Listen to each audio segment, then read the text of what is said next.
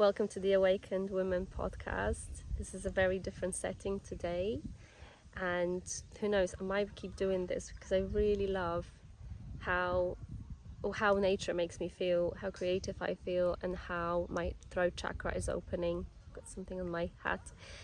So today we are rolling from the lake, rolling from nature, and I'm so grateful that you are here. Today I would like to talk about empowering oneself, about taking our power back, be it in our everyday life, in our relationships, within our body, within our health. I was talking to a lady in the gym today, and she was saying how her dad is being very much restricted in the hospital right now, and he's 96, and he kind of failed to hydrate him, especially in this heat. And my reflection was two things: obviously how poor our systems are set up, and how the money that we pay as the taxpayers are dispositioned wrong, and they're dispositioned in ways that don't actually support our well-being and our health. But it's all well and good to sit and complain about what things are like and how things are when we don't like something. But I would say that the best way to step into our power, especially when we live in a world where a lot of things are not done the way they should be done, a lot of systems are failing to support humanity, to support our health, to support our wealth, to support our well-being, to support our connection, our sense of connection to oneself and to nature, to our families. The way that we're going to shift this and the way we're going to step into our power is not by complaining about it. It's about taking your power back in your everyday life.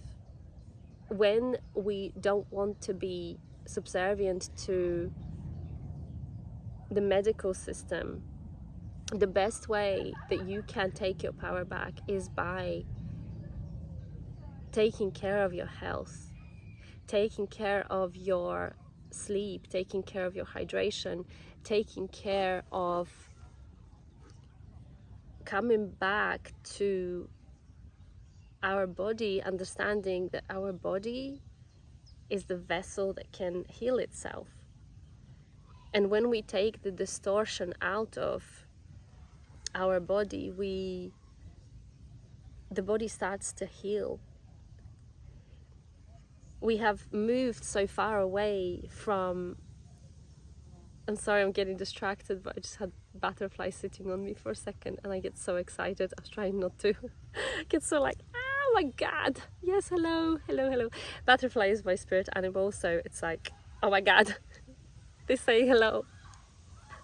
I'm like a 5-year-old child when it comes to butterflies, or just in general, oftentimes. But when it comes to taking our power back, we obviously see the distortion in the world. We obviously sit there and be like, okay, I can see that the school system, that the medical system, that the way we are being fed, the foods that we are being fed with are in the shops, they are very much distorted, and we are waking up to this understanding that yes, this is the world as we live in it right now.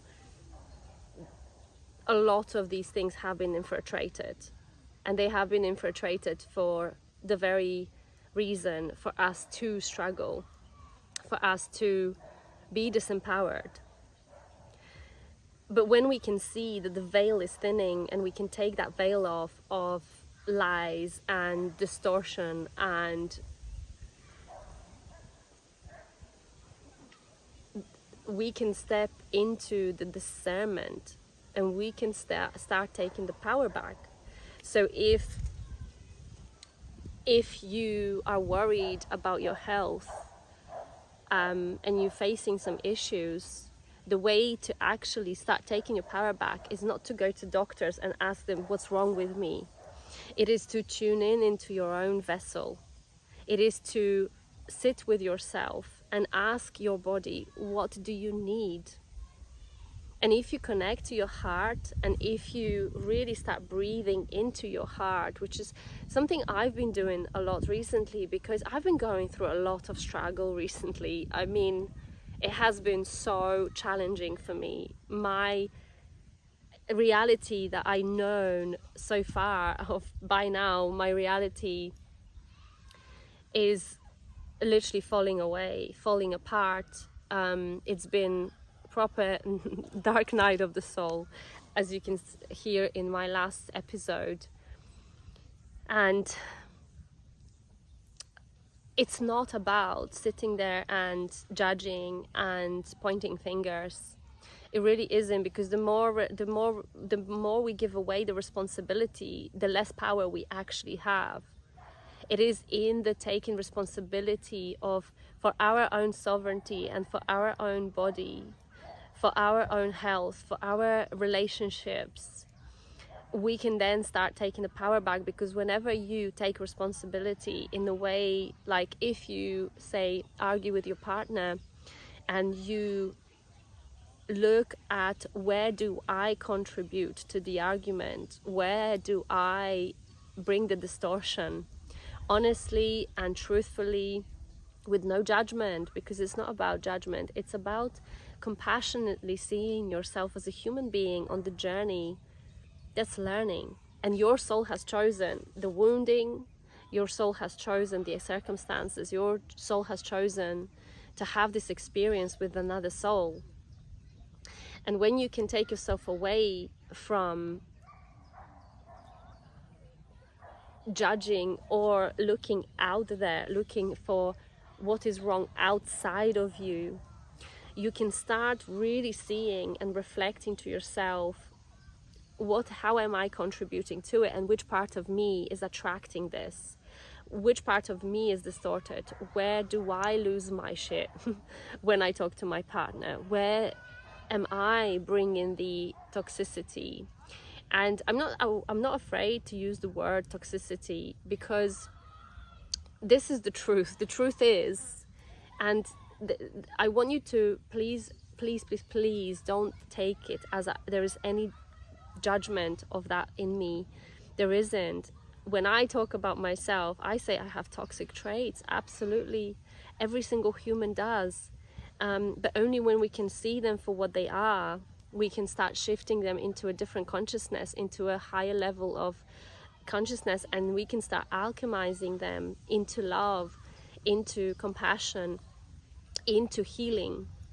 So yeah, when you are in this situation with your partner, or be it your work, be it your health, see where you can take responsibility. How have you contributed, or have I contributed to my life? Because in the moments of struggle, when I'm like literally my car is breaking down, I'm getting evicted from the house, my financial situation is challenging, I had to be honest, sit with myself in the mirror and be like, how did I get here? Which part of me contributed to this? And of course it's a part of me that was from the past, that was making wrong decisions, wrong financial decisions, never thought of being responsible for saving up, being responsible to keep money for the rainy days, because I'm just like, whatever. That's who I was. And I honestly would say that my financial struggle is like the best blessing, because over the last 6 months I completely shifted the way I see money, and nothing else would shift that for me. I was doing mindset work with money, I was in those mastermind classes, I actually bought a course on how to change my mindset about money, I was meditating about being abundant, I would meditate about changing my limiting beliefs around money, and yes, that was a journey, and yes, it was important, because it's important to the first point, or the first step to change anything is to be aware of it. to bring the awareness into that the problem is actually there, right? So it's important to look within, it's important to do these things, but also what I found is that the lived experience, I don't know if that's the right way of saying it, lived experience, is the lived experience that actually changed it in me. It was through the struggle, it was through actually being so skinned that I realized that one, I don't need money to survive. Now, of course, we do need money to pay bills, and we do need money to live and to buy food. But when I was stripped away from that, and I only could pay for bills and buy food, and I realized that I don't actually need anything else. That if I have shelter and food, then I have that safety. And it was an amazing journey, I tell you, when I say amazing, I don't mean it was, oh yes, I was just like flying like a fairy through it. No, there were moments of real struggle and real deep pain. But these moments were crucial for me to be where I am today, which is, I feel so free. I feel the freedom of, wow, abundance can now come. I feel like I've unlocked something within me through the struggle. And I guess what I wanted to talk about, because I'm scattering big time, because there's no agenda and there is no, script for this today. Let me just breathe a little bit.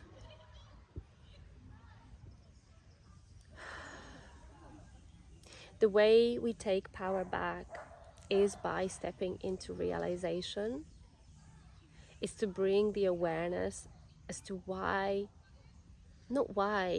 is to where I am, and see things for what they are, with no emotional attachment, with no judgment, which is so important, because when you are in the emotion of where you are at and where you, like what the struggle you are going through, there is no way that you're gonna get through into the clarity of that and what the next step for you is.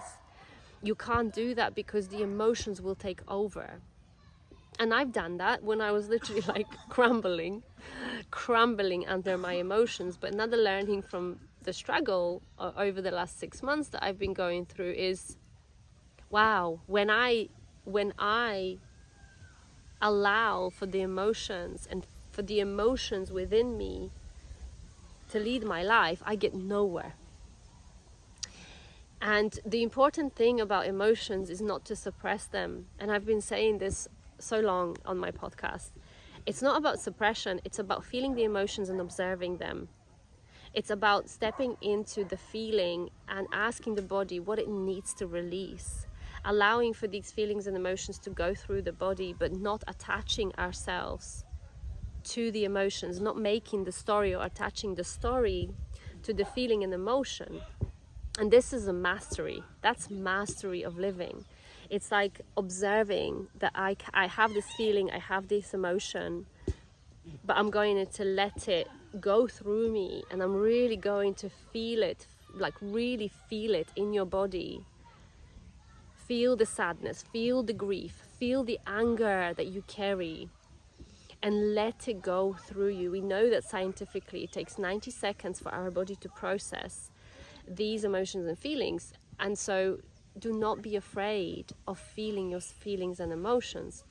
But when we process them, when you have felt all the feelings about the situation that you are in, step into the clarity and remove yourself, remove the part of you that wants to have judgment of the situation that you are in.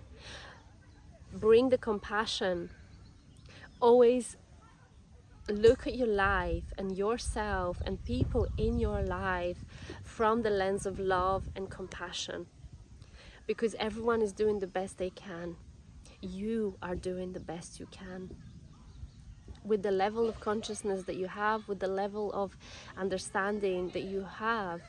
And remember that we never have the full picture of the situation.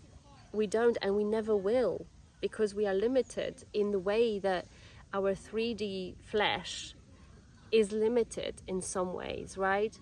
But that's why it's important to trust. But in the moments of when you're trying to step into your power in the area of your life that you would like to change or better, or you're struggling in that area of your life, be it your health, be it your wealth, be it your relationship with your children, be it your work and career, feel the feelings that you have around the subject and remove yourself from that. In other words, zoom out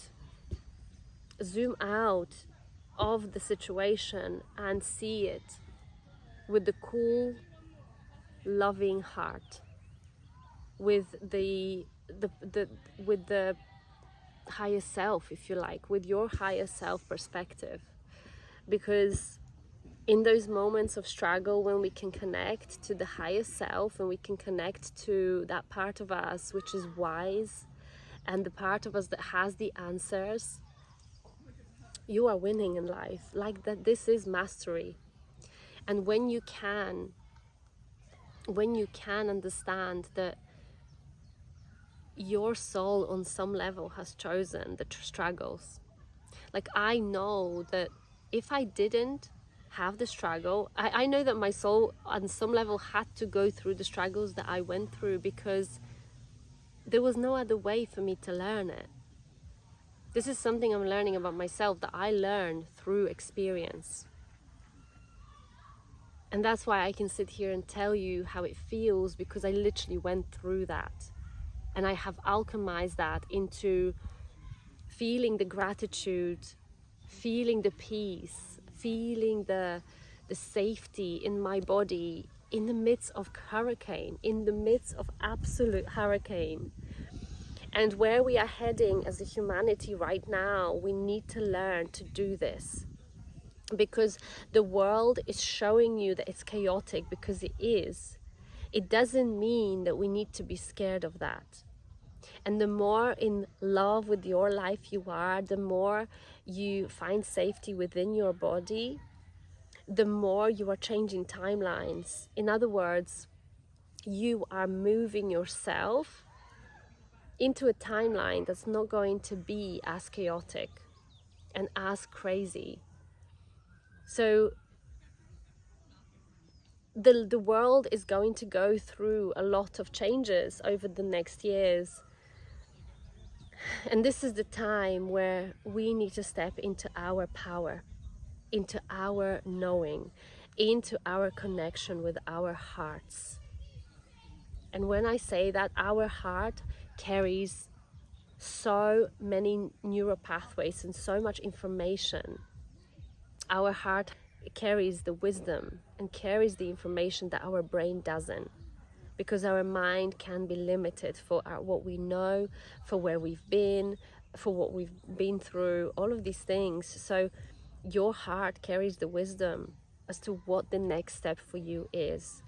And when we can start connecting to our heart, we find the clarity. When we start coherence between our heart and our head and our brain, we can start really, really paving the path towards the clarity and getting out of the chaos.